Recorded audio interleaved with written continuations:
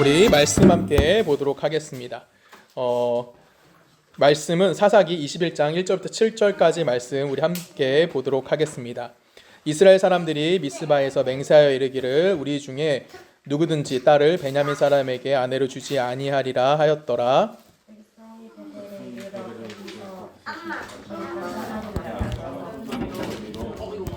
이르되 이스라엘의 하나님 여호와여 어찌하여 이스라엘이 이런 일이 생겨서 오늘 이스라엘 중에 한 지파가 없어지게 하시나이까 하더니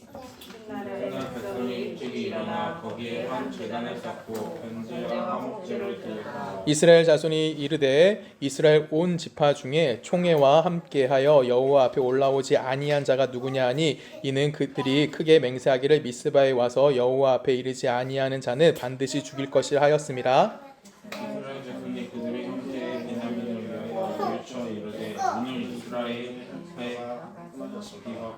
그 남은 자들에게 우리가 어떻게 하면 아내를 얻게 하리요? 우리가 전에 여호와로 맹세하여 우리의 딸들을 그들의 아내로 주지 아니하리라 하였도다. 아멘. 함께 기도하시겠습니다. 참 좋으신 하나님 주님에 감사합니다. 하나님의 은혜와 하나님의 사랑 안에 우리가 살아있음을 다시 한번 고백합니다. 하나님 이제 우리가 말씀 들을 텐데 하나님 전하는 자 듣는 자 모두 하나님 앞에 겸손하게 하여 주시고 하나님의 은혜의 말씀으로 받아 이 땅 가운데 그리스도인으로서 바른 모습으로 살아갈 수 있는 복된 자들 되게 하실 걸 믿사오며 살아계신 예수 그리스도의 이름으로 감사하며 기도했습니다. 아멘. 오늘은 이제 지난주에 이어서 미스바에 모여있는 이스라엘 민족에 관련된 이야기를 볼 겁니다. 이 미스바에 이스라엘 백성들이 모인 이유는 간단합니다. 뭐였냐면 한 레위인이 그의 첩이 죽음을 맞이하게 돼요. 기브아 지역에 있는 한 불량배들에 의해서 그의 부인이 죽음을 맞이하게 되고 이 레위인이 어떤 일을 하게 되냐면 그 부인의 시체를 12토막을 내게 됩니다. 그리고 각 지파로 보내게 되고 이 시체를 받아본 모든 지파들이 미스바라는 곳에 모두 모였다. 지난주에 성경의 말씀은 모두 다 모였다라는 표현이 나와요. 그래서 이스라엘 모든 지파들이 그 안에 모였고 그 미스바에 모여가지고 어떻게 우리에게 이런 일이 발생할 수 있느냐,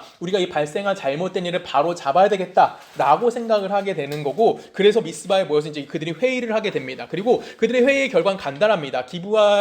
베냐민 지파에 있는 기브아 지역에 그들이 잘못했으니까 그들의 잘못을 뭐 하면 되는 거예요? 잘못한 사람들만 죽여버린다던가 그들을 징계하면 끝나는 문제입니다. 그래서 이스라엘 총회가 먼저 그 회의를 거쳐서 했던 얘기가 뭐냐면, 그러면 기브아에 잘못된 그 불량배들을 우리가 처리할 수 있도록 달라라고 요구를 해요. 근데 여러분 아다시피 베냐민 지파가 어떤 결론을 냈죠? 우리가 줄 수 없다라는 결론을 내게 됩니다. 그래서 이제 베냐민 지파와 이스라엘 민족 가운데 민족 전쟁이 시작되어지게 돼요. 그래서 이스라엘 총 몇 명이 모였냐면 전쟁에 나갈 수 있는 사람만 무려 40만 명이 모였고요. 그다음 베냐민 지파는 총 몇 명이었을까? 전쟁에 나갈 수 있는 사람이 26,700명 정도가 이제 그 전쟁에 나갈 수 있는 사람을 모이게 됩니다. 그러면 40만 대 26,700명입니다. 그럼 누가 이길까요? 당연히 그냥 인해 전술만 밀고 들어가도 누가 이기는 거예요? 40만 명이 이길 수밖에 없는 상황이긴 해요. 근데 전쟁이 총 3번 있었습니다. 첫 번째 전쟁과 두 번째 전쟁은 이스라엘 본진이 패하게 돼요.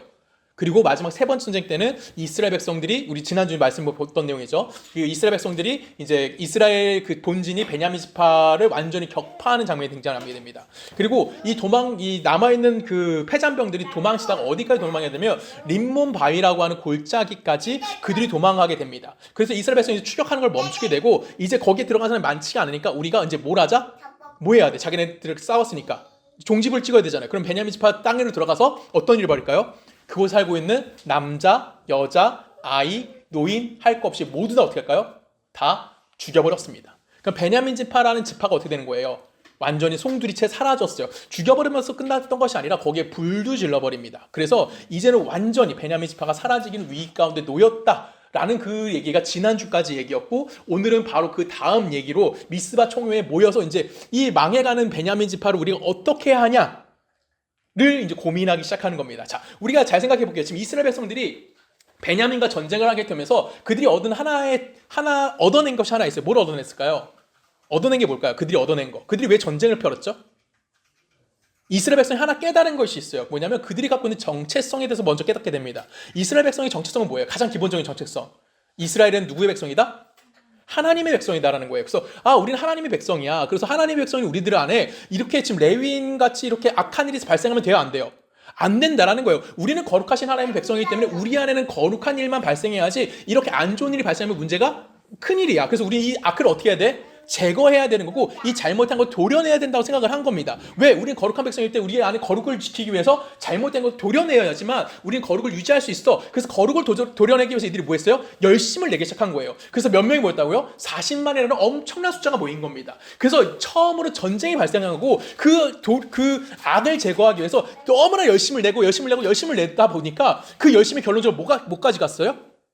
한 지파의 멸절일까지요. 그렇죠? 멸절이라는 단어를 쓸게요. 멸절이라는 단어, 그 멸절이라는 것까지 그 상황까지 이르겠다라는 거예요. 그리고 나서 지금 뒤를 돌아보니까 이제 어떻게 된 거야? 베냐민 지파가 완전 전멸된 상황이에요. 그래서 이들이 또 울기 시작하는 겁니다. 하나님, 우리가 당신을 위해서, 당신의 백성의 거룩함을 지키기 위해서 우리가 그 악을 제거하다 보니까 우리의 열심이 뭘 하게 됐어요? 한민족을 없애버리게 됐어요. 하나님, 우리 어떻게 해야 됩니까? 라고 그들이 울기 시작했던 게 오늘 본문의 시작인 거예요.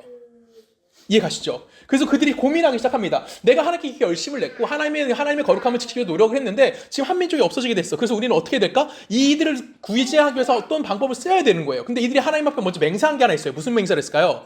앞으로 우리 지파 중에서 절대 베냐민 지파로 시집 보낸다 안 보낸다? 절대 보내지 않을 거야 라고 했어요. 이미 하나님께 맹세한 거기 때문에 그 지켜야 될까 안 지켜야 될까요? 이스라엘 입장에서 지켜야 되는 거예요. 그래서 고민합니다. 아니 어떻게 하면 우리가 이들을 그 베냐민 지파 망해가고 있는 저 남자밖에 안 남은 남자도 이제 600명 정도 남아있는 상황이에요. 이 600명밖에 남아있지 않은 이 사람들을 어떻게 구제할 수 있을까? 라고 고민합니다. 그리고 그들이 성경에 보면은 그들이 하나님께 번제를 드렸다라는 표현이 나와요. 근데 번제를 드렸음에도 불구하고 하나님이 그들이 응답을 하셨을까요? 응답하지 않으셨을까요? 응답하지 않으십니다. 그리고 이들이 지혜를 내는 거예요. 어떤 지혜를 내냐면 우리가 전쟁에 나갈 때 모든 이스라엘 백성들 다 모이라고 했는데 그 전쟁에 혹시 참여하는 지파가 있는지 찾아본 겁니다. 그때 누가 참여하지 않았냐면 야베스 길랏이라는 조그만 동네에 주민들이 참석하지 않았어요. 그 전쟁에. 그래서 그들이 결론 뭐 했을까요? 아까 성경의 내용에 보면은 참석하지 않은 자 어떻게 했다? 다 죽여버렸다. 그들도 맹세했단 말이에요. 그들 어떻게 할까요? 이 야베스 길랏이라는 동네에 가서 결혼한 남자와 여자와 아이를 다 죽여버립니다. 그 누구만 남아? 결혼하지 않은 처녀들만 남게 되는 거예요. 그 처녀들이 몇 명 있었냐면 400명이 있었습니다. 그리고 400명의 처녀들 강제로 끌고 와서 누가 죽여버릴까요? 림몬 바위에 숨어있는 베냐민 지파 사람들에게 그냥 아내로 줘버립니다. 근데 아까도 말씀드린 지금 베냐민 지파 남자가 몇 명이라고요? 600명 정도 남아있어요. 그럼 어떻게 해? 숫자가 맞아요 안 맞아요? 안 맞죠. 그래서 안 맞는 거예요. 또 고민합니다. 이게 안 맞는데 어떻게 해야 될까? 그래서 그들이 또 하나의 꾀를 냅니다. 어떤 꾀를 낼까요? 실로는 당시 성막이 있던 곳이었어요. 실로에서 1년에 한 번씩 축제를 벌입니다. 이 축제 때 이제 다들 올 거 아니에요. 축제를 구경하기 위해서 많은 사람들이 올 거예요. 그때 이 베냐민 사람들이 뭘 할 수 있냐면 그 여자를 납치해 갈 수 있게끔 처녀를. 웃기죠? 근데 납치해 가면은 납치당한 부모는 입장은 어떨까요? 부모의 입장은 내 딸이 납치당했어. 부모의 입장은 어떨까요? 말이 안 되는 상황이 온 거잖아요. 그때 이스라엘 백성이 무슨 핑계를 대라고 했을까요? 베냐민 지파가 멸망하고 있으니까 너의 딸을 데려가면서 베냐민 지파를 살릴 수 있는 거야. 그러니까 너희들 뭐 해야 돼? 그 남자들이 너희 딸을 납치해가는 걸 뭐 해줘? 이해해줘. 그럼 범죄라고 인정하는 거야? 범죄라고 인정하지 않는 거예요? 인정하지 않게 되어지는 겁니다. 자, 여기까지 내용이 무슨 내용일까요? 우리가 읽은 사사기의 마지막 내용입니다. 사사기 이렇게 해서 마무리가 되어져 버리는 거예요. 우리가 20주가 넘는 동안 이 사사기를 읽었어요. 사사기의 마지막이 어떻게 끝난다고요? 네 딸 잡아가도 유괴라는 표현 맞나요? 납치해가도 괜찮은 거야. 왜? 한 지파 살려야 되니까. 그래서 뭐 하게 되는 겁니까? 그들이 이렇게 사사기가 마무리가 되어진다라는 겁니다. 이스라엘 백성은 자기는 하나님의 백성이라는 것을 전쟁을 통해서 깨닫게 돼요. 그래서 거룩하신 하나님의 백성으로서 자신의 안에 있는 죄악성을 제거하기 위해서 어떤 일을 벌인 거예요? 열심을 낸 겁니다. 분명히 자신이 잘못한 걸 인정했고 뭐 자신들이 잘못은 아니죠. 베냐민 지파의 잘못을 인정했고 그걸 제거하기 위해서 전쟁을 벌인 거고 전쟁을 벌이다 보니까 폭력성이 당연히 발생할 수밖에 없었던 거예요. 이 폭력성의 마지막 결과가 어떻게 된 거예요? 한 지파가 완전히 절멸될 위기 가운데 밀리게 된 겁니다. 이 절멸될 위기 가운데 이스라엘 지파가 또 하나 깨는 뭐예요? 또 다른 폭력을 한 거예요. 어떤 거예요? 참여하지 않았던 야베스 길랏 있는 사람들 다 죽여버리고 거기 있는 처녀들 데리고 온 거예요. 그리고 그 숫자 다 감당하면 안 되니까 이제 또 뭐 하는 거야? 납치해 가도 유괴해 가도 뭐 하지 않는 거야? 인정해 주자. 왜? 우리가 거룩한 일 하다가 지금 한 지파가 뭐 했으니까? 사라지게 되었으니까. 쉽게 말하면 명분은 남아있지만 그 안에는 하나님의 백성으로서 가져야 되는 그 사랑이나 하나님의 백성으로 가져야 되는 어떤 행위가 남아있는 걸까요? 전혀 남아있지 않은 내용으로 이 사사기가 완전히 마무리되어지고 있다는 거예요. 그래서 우리 사사기 보면은 뭐 이런 얘기가 다 있어 할 정도로 이게 성경 얘기할 정도로 정말 이해가 안 가는 게 너무나 많습니다. 그렇죠? 성경 말씀은 기본적으로 무슨 얘기하는 뭘 해야 돼? 우리 읽으면서 태초에 하나님이 천지를 창조하셨느냐 딱 읽으면 여러분 뭐 해야 돼? 태초에 하나님이 천지를 창조하셨습니다라고 하면 아멘 소리 나와야죠. 그렇죠? 그다음에 뭐죠? 요한복음 3장 16절 뭐죠? 하나님 세상을 이처럼 사랑하사 독생자를 주셨으니 두들겨 나서 멸망하지 아니하리라. 아멘 나오죠. 사사기는 그런 아멘할 대목이 있었습니까? 단 한 군데도 아멘할 곳이 존재하지가 않았어요. 아멘은커녕이고요. 지금의 생활의 기준을, 지금의 도덕적 기준으로 봐도 말이 안 되는 일들만 끊임없이 반복되어지고 있다라는 거예요. 분명히 지금 여기 보기에는 우리가 이 사사기에 나오는 이스라엘 백성들의 모든 내용을 보면은 약간 미친놈들 같아요.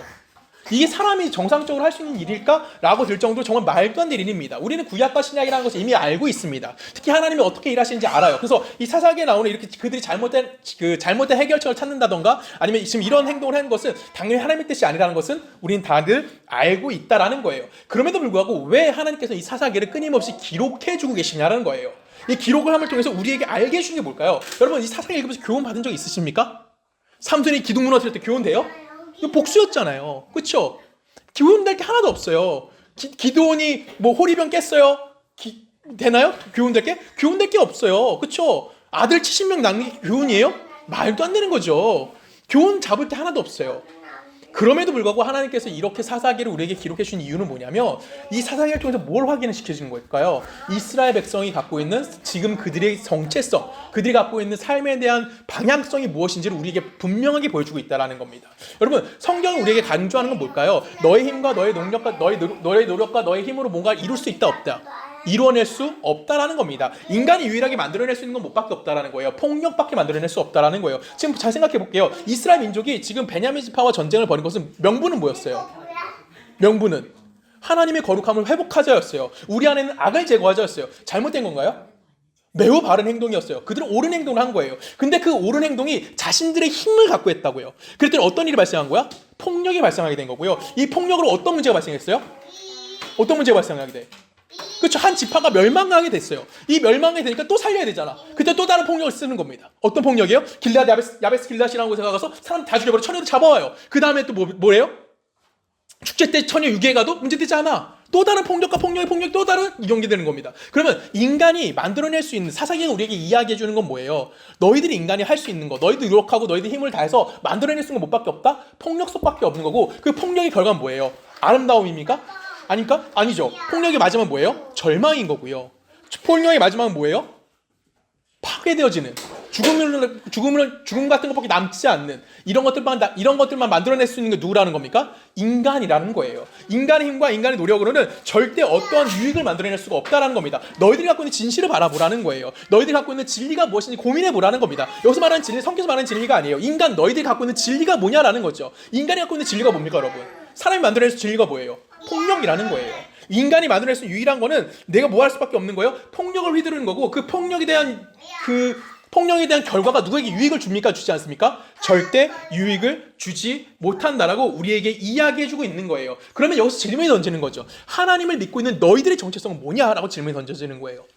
세상의 정체성 나왔어요. 세상이 갖고 있는 기본적인 정체성은 뭐예요? 그들은 폭력인 거고 폭력에 인해서 누군가에게 도움되지 않는 악만 남는다는 거죠. 어떤 절망밖에 남지 않는 게 세상인데 그러면 하나님을 알고 있는 너희들은 과연 어떤 걸 이루어갈 수 있느냐라고 내뱉는 겁니다. 너희들이 분명히 명분을 갖고 있을 거야. 너희들 분명히 하나님의 거룩한 백성이라는 이야기를 할 거야. 그러면 너희들이 갖고 있는 그 명분을 가지고 과연 너희들 스스로가 만들어낼 수 있는 결과물이 무엇이냐라고 질문을 던질 수밖에 없게 되는 거고요. 그 질문 앞에 우리는 당연히 뭘 찾을 수밖에 없을까요? 모순점밖에 찾을 수 없는 거예요. 우리는 그 모든 인류의 역사상 모든 인류는 다 선을 추구했을 겁니다. 그렇죠? 지금 우리도 선을 추구하고 있어요. 그렇죠? 우리도 선을 추구하고 있는 거고 우리도 명분을 추구하고 있는 겁니다. 생각해 볼까요? 자, 여러분 명분을 추구했지만 그 명분이 올바른 결과물을 만들어낸 적이 있을까요? 없을까요? 없을 거예요. 대표적인 이게 바로 모순이거든요. 겉으로는 뭐 하고 싶어해? 선을 추구해. 근데 그 선을 추구하다 보니까 만들어낸 결과는 뭐야? 폭력성인 거고 절망인 거고 좌절밖에 만들어낼 수 없다라는 거예요. 대표적인 뭐가 있을까요? 200년 동안 있었던 십자군 전쟁을 생각해보면 돼요. 여러분 십자군 전쟁의 명분은 뭐였습니까? 거룩한 도성 예루살렘을 회복하자였어요. 그렇죠? 이슬람에 뺏겼잖아. 그걸 우리가 찾아야 돼. 200년 동안 수많은 사람이 전쟁에 나갑니다. 수많은 사람이 전쟁에서 내가 왜 죽는지도 모르고 죽어갔을 거예요. 근데 그들은 명분은 하나 있었어요. 뭐죠? 무슨 명분이야? 예루살렘의 회복. 얼마나 거룩한 명분이에요. 그 거룩한 명분 받는데 수많은 사람이 죽었고요. 그 결과는 뭐였어요? 없어요. 그냥 죽음밖에 남은 게 없었어요. 그쵸? 근대로 돌아와 볼까요? 근대로 와서 여러분들이 가장 큰 명분 싸움이 뭐였습니까? 명분 싸움 1차 세계대전과 2차 세계대전이었어요. 1차 세계대전과 2차 세계대전 때 수많은 사람들이 죽음을 맞이합니다. 이들도 왜 죽는지 모르고 전쟁에 나가서 죽음을 맞이했을 거예요. 그냥 나갔다가 죽은 사람도 있을 거고요. 정말 의로움을 가지고 나간 사람도 있을지도 몰라요. 근데 그들이 전쟁에 나갔지만 결론적으로 뭐가 남았어요? 결론 남은 게 뭐예요? 2차 세계대전 끝나고 냉전시대예요. 그쵸? 그리고 무한경제시대밖에 남지 않게 되는 겁니다. 뭐가 남는 거예요? 폭력을 시위들었더니 인간이 할 수 있는 건 못밖에 없어. 남을 이기니까 내 옳음을 증명해야 되니까 남과 싸울 때 내 옳음을 증명하기 위해서 누가 지는 건 아니에요. 내가 옳음을 증명하기 위해서 뭐 해야 돼? 싸워 이겨야 되는 거예요. 그래서 이 싸워 이기려면 뭘 해야 돼? 치고 받아야 되는 거예요. 내가 너보다 힘이 좋아. 그래서 내 힘을 폭력성으로 휘두르다 보니까 그 폭력성의 마지막 결론은 뭐예요? 아무것도 남지 않고 진짜 또 다른 폭력밖에 남지 않는 것이 인간이 갖고 있는 뭐라고 그럴까요? 모순된 모습이라는 거예요. 인간은 분명히 선을 추구하고 있습니다. 분명히 어떤 좋은 명분을 진리를 따라가고 있는 거예요. 근데 그 안에서 우리가 진리를 이뤄낼 수 있습니까?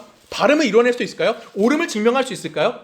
그렇지 못한다라는 겁니다. 폭력을 동원해서요 문제를 해결하다 보면 원한만 남게 되고요, 비극만 남게 되고요, 그 안에 뭐밖에 없는 거예요? 절망밖에 남지 않게 된다는 것이 인류 모든 역사상 우리들에게 주어지고 있는 교훈인 겁니다.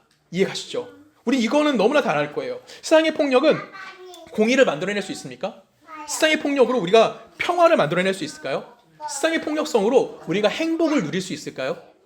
그럴 수 없다라는 겁니다. 그래서 우리가 어떻게 해야 하느냐라는 질문이 이 사사기에서 답을 제시해주고 있는 거예요. 이 사사기는 끊임없이 폭력성이 반발되는 겁니다. 전쟁이 일어나고 하나님이 개입하시고 다시 전쟁이 일어나고 또 하나님이 개입하시고 이스라엘 민족이 어떤 열정을 내고 그것도 이 패망이 이루어지고 또 다른 사건이 발생하고 끊임없는 세상의 폭력성이 반복되어지는 거예요. 그래서 그거에 대한 결론이 우리에게 주어지는 게 무엇입니까? 그때 왕이 없으므로 각기 자기 소견에 옳은 대로 행하였더라. 그러면서 뭐가 되는 거예요?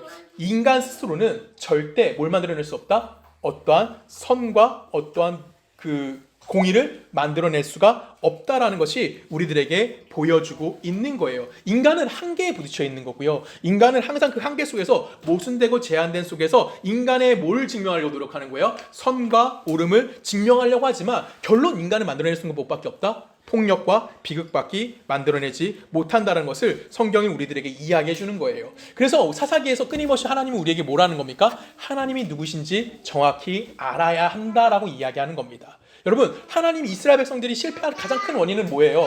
하나님이 누군지 그들이 인정하려고 하지 않았다라는 거예요. 분명히 사사기 시작할 때 제가 말씀드렸습니다. 사사기는 2세대, 출애굽 2세대 애들이 모여 있는 겁니다. 가나안 땅에 정복한 이후 가나안 땅 2세대들이 있는 중이에요. 그러니까 하나님의 특별한 개입을 경험한 사람들이 많지는 않은 거죠. 그래서 이 2세대들이 지금 모여서 있는데 이들이 지금 뭐라는 거야? 하나님과 누구랑 동일선상에 두고 있어요? 바알을 동일선상에 두고 있는 거예요. 신이라는 존재를 통해서 내가 이루고자 하는 걸 뭐 하는 거야? 얻어내려고. 신이라는 이름을 통해서 어떤 능력을 얻어내서 내가 그 안에서 뭘 하겠다? 내가 요구하는 거, 내가 소원하는 거, 내가 생각하는 선, 내가 생각하는 옳음을 내가 신의 능력을 끌고 와서 뭐 하겠다는 거예요? 옳게 이뤄내겠다라고 이야기하는 겁니다. 그래서 결론적으로 내 소원을 위해서 무엇이 필요한 거야? 신이라는 존재가 필요하다고 이야기하는 거예요. 근데 여러분, 하나님은 어떤 존재십니까? 하나님은 내 소원을 들어주시는 분이에요? 아니면 나를 통해서 당신의 뜻을 이루시는 분이에요? 나를 통해서 당신의 뜻을 이루어 내시는 분이에요. 하나님은 나를 동원해서, 그러니까 우리라는 인간들을 동원해서 누구의 뜻을 이 땅까지 선포하시는 거예요? 하나님의 뜻이 이 땅에 무엇인지를 보여주는 것이라는 것이죠. 그래서 우리는 하나님이 어떠한 분인지를 알아야지만 우리 안에 발현되어져야 되는 하나님의 뜻이 무엇인지 이해할 수가 있게 되어지는 거예요. 여러분, 성경에서 가장 쉽게 우리가 접하는 단어가 뭡니까? 사랑이라는 단어예요. 그러면 이 사랑이라는 단어에서 하나님의 하나님 되시고 과연 어떤 모습이 나타나느냐? 우리 고린도전으로 가봅니다. 한 절씩 읽어볼까요? 잠시만요. 고린도서 13장 4절부터 우리 한 절씩 읽어볼까요? 사랑을 오래 참고 사랑을 온유하며 시기하지 아니하며 사랑을 자랑하지 아니하고 교만하지 아니하며 성내지 것을 생각하지 아니하며 불의를 기뻐하지 아니하며 진리와 함께 기뻐하고 모든 것을 참으며 모든 것을 믿으며 모든 것을 바라며 모든 것을 견디며 아멘. 자, 성경이 말하는 사랑의 핵심은 뭘까요? 우리가 말하는 내 개인의 열정에 관련된 이야기를 하나요? 내가 불불듯 사랑이 일어나가지고 내가 누군가를 사랑해! 막 이런 얘기를 하는 걸까요? 성경에서 말하는 사랑은 그렇지 않아요. 아니면 내가 누군가를 정말 그리워하는 애틋함 이런 얘기를 하는 걸까요? 성경이 말하는 사랑은 그런 얘기도 하지 않습니다. 성경이 말하는 사람의 사랑의 핵심은 딱 두 개예요. 뭘까요? 타인이 있어야 되는 거고 그 타인을 뭐 하는 겁니까? 기다려주는 거예요. 즉 사랑의 대상이 있어야 되는 거예요. 그러면 대상이 있다라는 것은 내가 그 사람을 뭐라는 걸까요? 인격자로 대우해주고 있냐라는 것이죠. 즉 성경에서 말하는 사랑의 가장 기초적인 건 뭐냐면 인격성을 갖고 있냐 그렇지 않느냐라는 질문을 던지고 있는 거예요. 또 하나는 뭐는 겁니까? 그 사람이 내 수준에 이를 때까지 내가 그 사람을 강제로 끌어올리는 것이 아니라 뭐 하는 거예요? 기다려주는 것이 성경에서 말하는 사랑이라는 거예요. 그래서 성경은 두 가지가 필요한 겁니다. 하나는 뭐예요? 인격과 기다림, 시간이 필요한 것이 성경에서 말하는 사랑이다라고 이야기합니다. 근데 이 사랑과 대조적인 게 세상에도 존재합니다. 뭘까요? 법이고 아니면 원칙인 거예요. 근데 세상은 사랑을 따라갈까요? 아니면 법과 원칙을 좋아할까요? 법과 원칙을 좋아합니다. 그렇죠? 세상은 기다려주지 않아요. 법과 원칙은 인격이 존재합니까? 존재하지 않아요. 여러분, 법은 좋은 겁니까? 나쁜 겁니까? 자, 이렇게 질문을 좀 답하기 어려워요. 왜? 법은 누군가의 손에 있을 땐 살인자의 무기가 될 수 있는 거고요. 누군가의 손에 있으면 직도로 사용할 수 있는 거예요. 칼이랑 똑같은 거예요. 내 손에 칼이 있는데 내가 그 살인하는 도구를 사용하면 살인자의 칼이 되는 거고 내가 밥하는 도구를 사용하면 식도가 되는 거겠죠. 이 법이 이렇다는 거예요. 이 안에는 어떤 인격성 존재하지 않아요. 그렇죠? 이 안에는 누군가 기다려주거나 누군가를 이해하려거나 누군가에 향한 관용도 존재하지 않아요. 정해져 있는 대로 행하는 거예요. 그렇죠? 그거에 못 미치면 쳐버리는 거고요. 그것을 다 지키면 뭐 어떤 보상도 없어요. 그냥 그대로 유지가 되어지는 거라는 것이죠. 이것이 뭐예요? 세상에서 요구하고 있는 삶의 모습이라는 겁니다. 근데 우리가 이런 모습 때문에 우리가 법이나 아니면 원칙을 따라가기 때문에 우리 역시 또한 뭐 하고 있어요? 세상 가운데 뭐라고 있죠? 요거 그대로 따라가고 있어요. 그래서 저는 사회적 거리두기가 우리 안에도 이미 있지 않았나라고 생각을 합니다. 뭐 코로나 이후로 사회적 거리두기가 정말 보편화돼 있잖아요. 근데 우리 사회적 거리두기 이미 다 하고 있지 않습니까, 여러분? 여러분, 누군가와 관계를 맺을 때 적당한 거리 다 유지하지 않으십니까? 왜 유지할까요? 내가 이 사람한테 너무 내 많은 걸 다 보여주게 되면 어떻게 되는 거예요? 약점을 잡힐 수 있거든요. 내가 저 사람과 친해지고 싶은 것이 아니야. 내 약점을 잡히지 않기 위해서 난 뭐 하는 거예요? 거리를 두는 거예요. 왜? 그 약점이 잡히면 법과 원칙 때문에 그 사람 날 기다려줘, 안 기다려줘요? 안 기다려주거든요.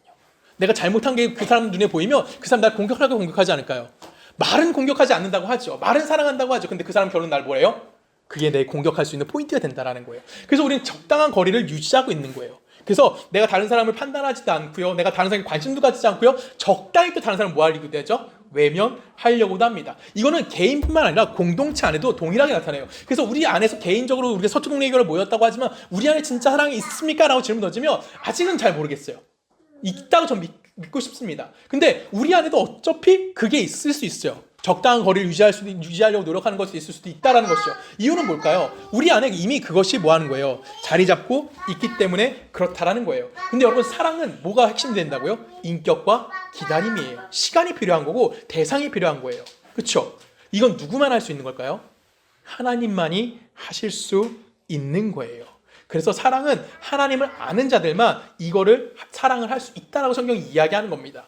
제가 성경을 다 찾자니 너무 많아서 찾지는 않겠지만 다 지난주 성경 공부 때 다 들었던 내용이잖아요. 그렇죠? 사랑은 누구 안에만 있는 거예요? 하나님 안에만 있는 거고 하나님 안에 있는 자들만 뭐 할 수 있다고요? 사랑할 수 있다고. 왜요? 하나님은 시간의 주인이시고 하나님은 인격의 주인이 되시기 때문에 하나님은 당신의 성품과 당신의 의지로 뭘 만드셨어요? 우리를 창조하셨어요. 그럼 우리 안에 당연히 무엇이 담겨 있는 거야?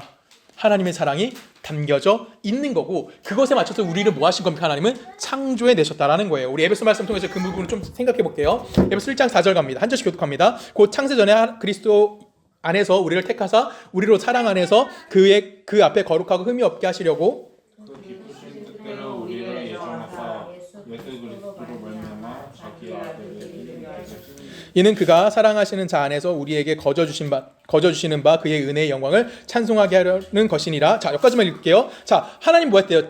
창세 전에 우리를 뭐 했대요? 택하사라고 돼 있어요. 그렇죠? 택하사 우리를 사랑 안에서 그 앞에 뭐 하게 만드시겠다? 거룩하고 흠이 없게 하시겠다. 그러면 여러분 여기서 답을 찾으셔야 되는 거예요. 하나님이 우리를 창세 전에 뭐 하셨다? 택하신 거예요. 택하셨는데 뭐 하셨다는 거야? 거룩하고 흠이 없는 자가 되게 하시기 위해서 우리를 뭐 했대요? 그의 은혜의 풍성한 대로 뭐 하셨대요? 아니, 그의 은혜의 영광을 찬송하게 만드시겠다라는 거예요. 즉, 우리는 당연히 내 삶에서 뭐가 만들어진다는 거야? 하나님의 영광을 찬송하는 자가 되는데 그것이 어떤 모습을 갖고 있다는 거예요? 거룩하고 흠이 없다라는 거예요. 그러면 지금 내 상황과 내 조건은 내가 거룩함과 흠을 갖는데 영향을 준다 안 준다? 주지 않는다라는 거예요. 하나님이 모든 것들을 다 당신의 뜻에 의해서 계획하셨기 때문에 우리의 모든 삶의 조건 속에서 우리는 뭘 만들어낼 수 있다는 거야. 하나님의 영광을 찬송할 수 있는 자가 되어질 수 있다라고 얘기하는 겁니다. 계속해서 읽어볼까요? 7절부터 읽을게요. 우리는 그리스도 안에서 그의 은혜의 풍성함에 따라 그의 피로 말미암아 속량 곧 죄사함을 받았느니라. 그 뜻의 비밀을 우리에게 알리신 것이요 그의 기뻐하심에 따라 그리스도 안에서 때가 탄 경륜에 의하여 예정한 것이니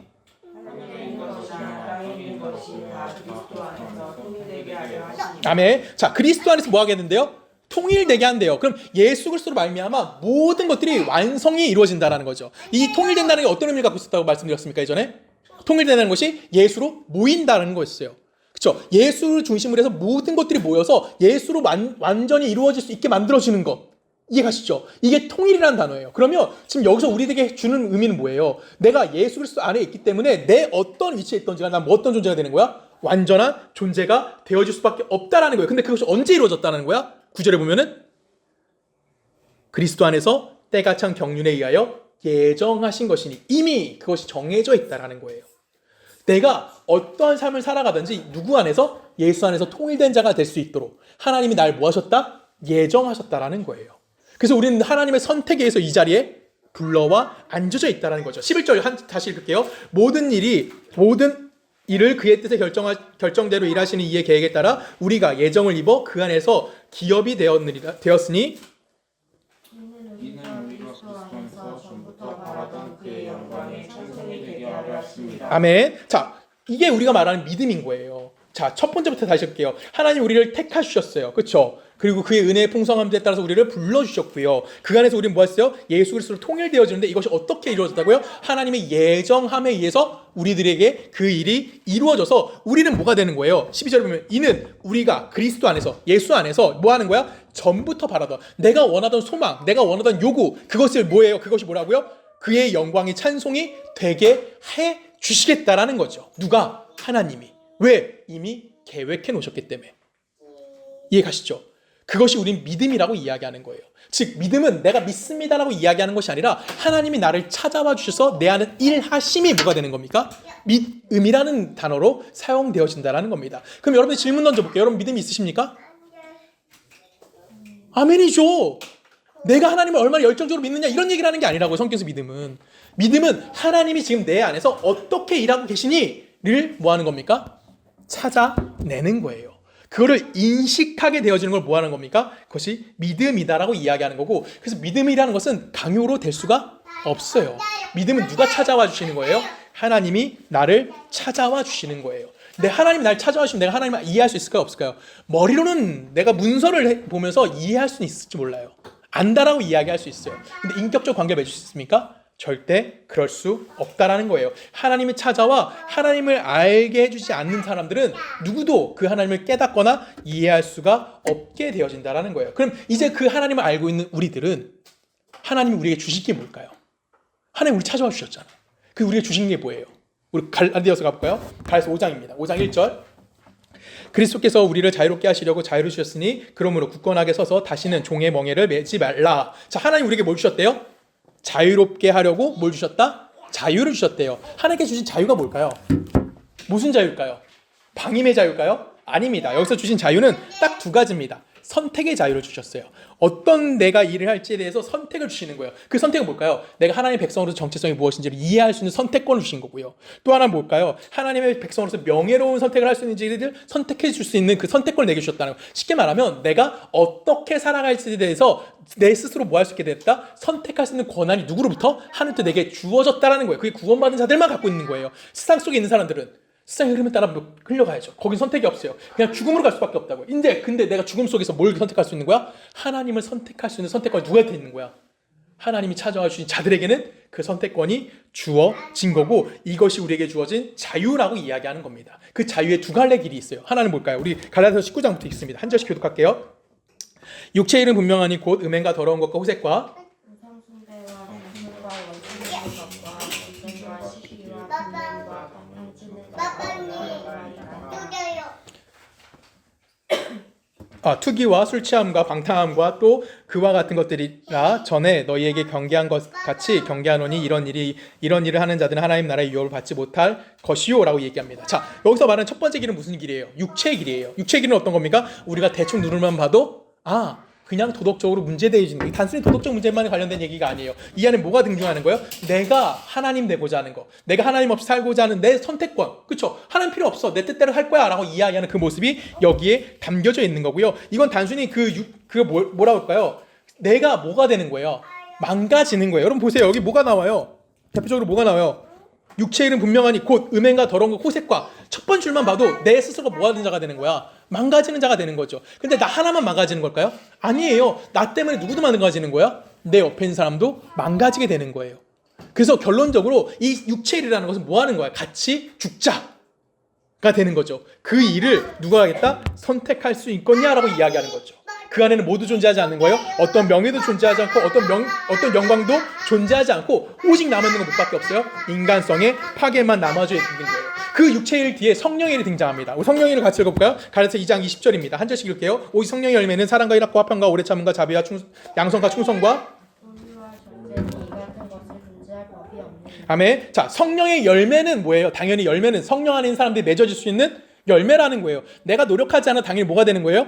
맺혀지는 게 열매라는 거예요. 내가 하나님의 것을 선택했다면, 성령의 것을 선택했다면 내 안에 누가 채워지는 거야? 인간성이 채워지는 거고 그 안에서 하나님의 빛이 발현되어줄 수밖에 없다라는 거예요. 제가 종종 여러분들이 설교 시간에 질문하는 게 있습니다. 옆에 사람 보고 한번 웃어보세요.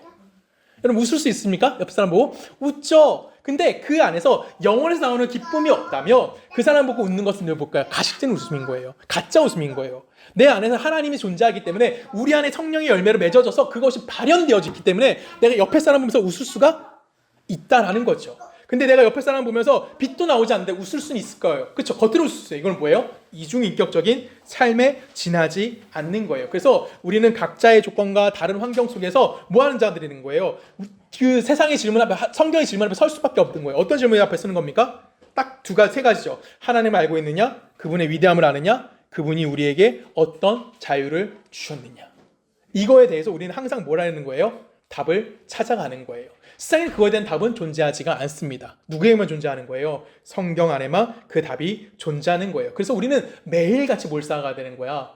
하나님 백성으로서의 실력을 조금씩 쌓아가는 거예요. 여기서부터 시작하는 거예요. 발 밑에부터 시작해서 어느 순간 조금씩 쌓여서 내가 드디어 뭐가 되는 거야? 성화를 이루어내는 거죠. 보통 그때 언제 이루어진다고요? 죽을 때. 그렇죠? 하나님 앞에 쓰는 그 순간 우리는 온전한 성화를 이룰 수 있게 되어진다라는 거예요. 그냥 썬데이 크리스찬이 되면 우리는 주일 하루만 성령의 길을 걸어갈 수 있는 사람이에요. 여기서 웃을 수 있잖아요. 여기서 나눌 수 있잖아요. 근데 세상에 나갔으면요. 월요일부터 토요일까지는 똑같이 죽음의 길을 걸어간다면 우리는 뭐 하는 거예요? 우리 인생은 아무런 유익이 없는 겁니다. 하나님 믿어서 유익될 게 하나도 없는 거예요. 제가 예전에 여러분 한번 꼭 보라고 권했던 영화가 하나 있습니다. 사일런스라는 영화인데 이거는 그 개화기 때 일본 개화기 때 그 일본의 그 어디죠? 갑자기 생각이 안 나다. 일본의 천주교 선교사님들이 가서 복음을 전하다가 있었던 일에 관련된 얘기였어요. 처음에 천주교 선교사님이 들어갑니다. 근데 그 로마 교황청에 안 좋은 소식이 하나 들려요. 무슨 소리가 들냐면 그 선교를 떠났던 선교사님이 배교를 했다라는 얘기가 들려요. 그래서 이걸 어떻게 해결해야 될지 정말 확인하고 싶었어요. 왜냐면 너무 훌륭한 선생님이 가셨거든요. 근데 그때 그거를 확인하고 싶어서 그 어디죠? 포르투갈의 그 선교회에서 형제단에서 이제 선교사를 파송합니다. 로드리게스라는 선교사 파송하는데 그 배교했다고 말하는 선교사님의 그 수제자였어요. 그 사람이. 그래서 그 사람이 이제 그 일본으로 가서 그 현재 도착을 합니다. 현재 도착해서 복음을 전하는 게 만만치가 않은 문제였어요. 그래서 음침한 게 숨어서 복음을 전하고 또 전했습니다. 많은 사람들이 복음 앞에 돌아왔고 이 선교사님은 자기의 복음의 열매를 보면서 너무 감사했어요. 근데 어떻게 됐을까요? 발각이 됩니다. 그러면 이 선교사님을 공격했을까요? 일본 사람들이? 아니죠. 일본 정부에서 어떤 선택을 했냐면 그러니까 천주교로 개종한 천주교를 믿게 된 그 사람들을 다 바닷가에 세워놓습니다. 묶어놓고. 그리고 밀물 때까지 냅두는 거예요. 밀물 때 어떻게 될까요? 수장돼 죽어버립니다. 그걸 누가 보게 만들어? 선교사님이 보게 만드는 거예요.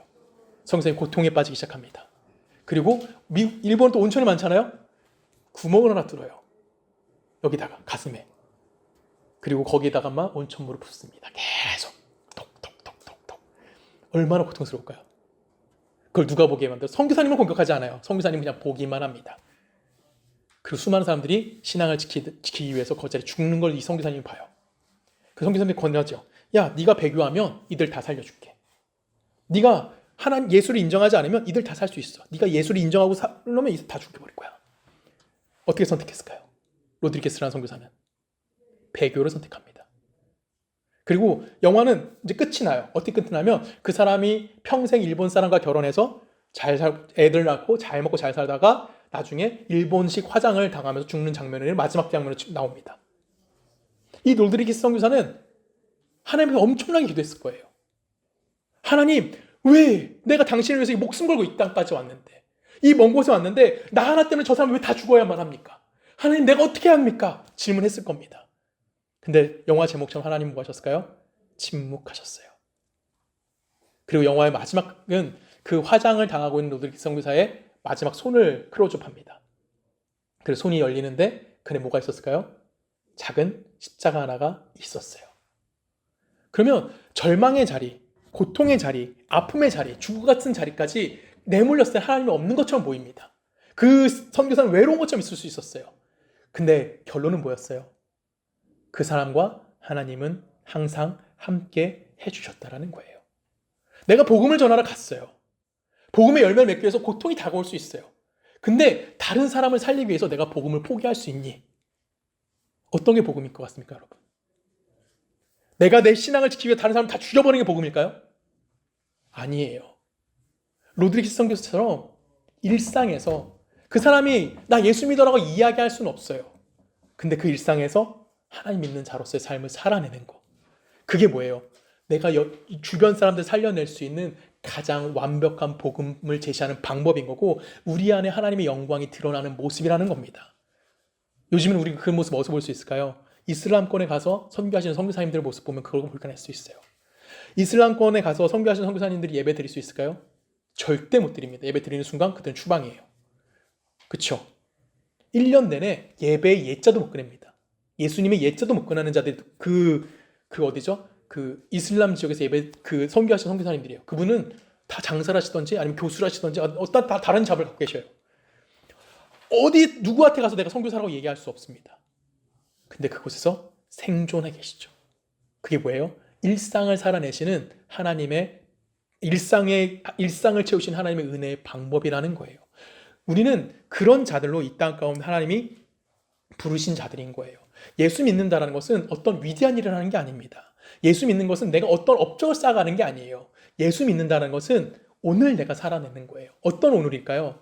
하나님과 함께 아침에 눈을 뜨는 겁니다. 그리고 하나님과 함께 오늘은 웃을 수 있는 날이 될 수 있고요. 하나님과 함께 오늘은 울 수 있는 날이 될 수 있는 거예요. 그런 일상을 누가 살아가는 겁니까? 우리가 끊임없이 살아내는 거예요. 갈라디아서 5장의 마지막 결론이 이렇게 냅니다. 제가 읽을게요.